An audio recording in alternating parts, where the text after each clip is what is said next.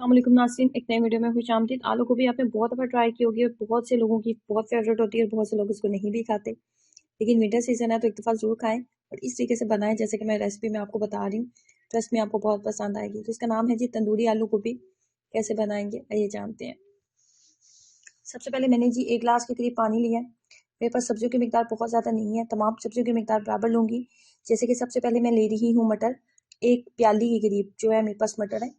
1 प्याली ही मैं आलू का इस्तेमाल करूँगी और 1 प्याली ही हम गोभी का इस्तेमाल करेंगे। पानी की मिकदार इतनी रखिएगा कि जिस पानी के अंदर आप इनको बॉयल करने वाले हैं ये फुली कुक नहीं हमने करनी, लेकिन पानी जो है ना वो इनके अंदर मुकम्मल ड्राई हो जाना चाहिए। पानी को आपने ज़ाया नहीं करना।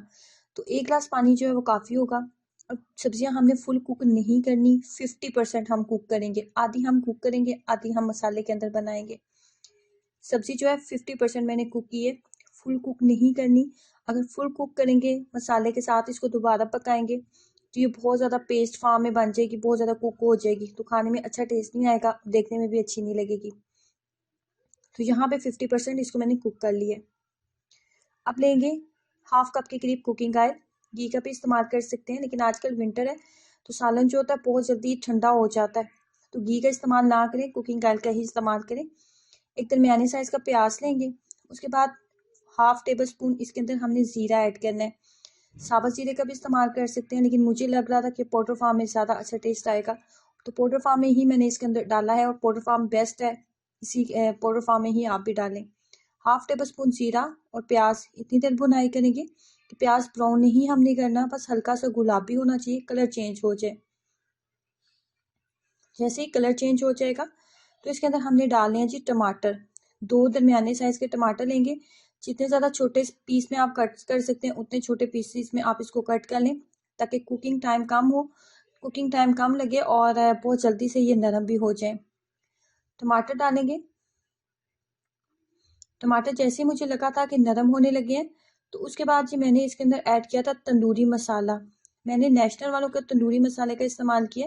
नेशनल वालों के मसाले बेहतरीन होते हैं, तो मैं नेशनल वालों का तंदूरी मसाले के 3 टेबल स्पून इसके अंदर इस्तेमाल करूँगी।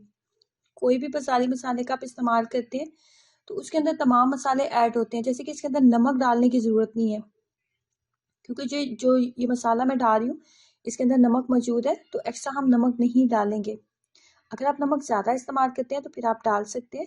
अब यहाँ पे मैं इसके अंदर डालने वाली हूँ 1 टेबल स्पून मैंने इसके अंदर डाला था लहसुन और अदरक का पेस्ट, और 3 टेबल स्पून हमने डाला था तंदूरी मसाला। नेशनल वालों का तंदूरी मसाले का मैंने इस्तेमाल किया है। और यहाँ पे जैसे ही मसाले ने कुकिंग ऑयल अलग से नज़र आने लगा था, मसाला अच्छे से कुक हो गया था, तो उसके बाद जो 50% हमने सब्जियां कुक की थी वो इसके अंदर ऐड कर देंगे।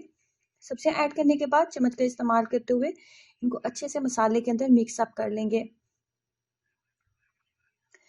अब सब्जियां जो है वो अपना भी पानी कुछ थोड़ा सा छोड़ेंगी, तो आपने फ्लेम को जो है थोड़ा हाई कर दें।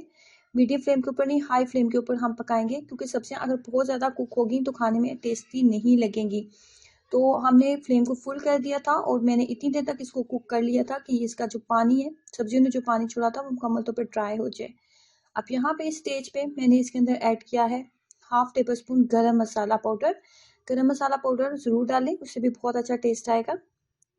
और फाइनली जो है इसका जितना भी इसने एक्स्ट्रा पानी छोड़ा था वो ड्राई हो चुका है। यहाँ पे डालूंगी सब्ज़ धनिया और 5 मिनट के लिए इसको दम के ऊपर रख देंगे। और इस तरीके से मज़ेदार और थोड़ा यूनिक सा जो टेस्ट है वो तंदूरी मसाले के साथ आप आलू गोभी को ज़रूर ट्राई करें।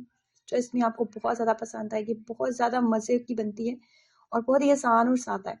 ट्राई कीजिएगा और अपना एक्सपीरियंस मेरे साथ ज़रूर शेयर करें। वीडियो को लाइक करना, चैनल को सब्सक्राइब करना मत भूलें। अल्लाह हाफिज़।